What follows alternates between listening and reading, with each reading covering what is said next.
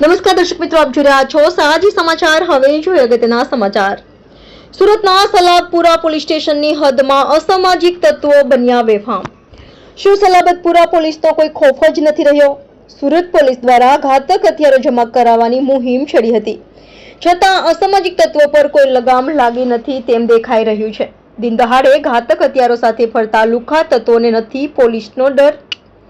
પાઠેના રઝાનગર ખાતે ઇમ્તિયાઝ અલી મુમતાઝ અલી અંસારી પર જીવલેણ હુમલો। 3 થી 4 ઇસમો આવી ઘરમાં ઘૂસી આધેડ પર હુમલો કર્યો, નશામાં હોવાની વાત।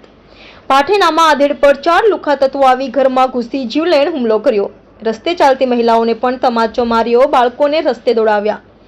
સલાબતપુરા પોલીસ સ્ટેશનમાં ફરિયાદ દાખલ કરવાની તજવીજ શરૂ।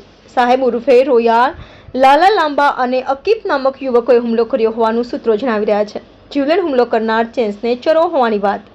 સમગ્ર ઘટના સીસીટીવીમાં થઈ છે કે સાજી સમાચાર સુરત।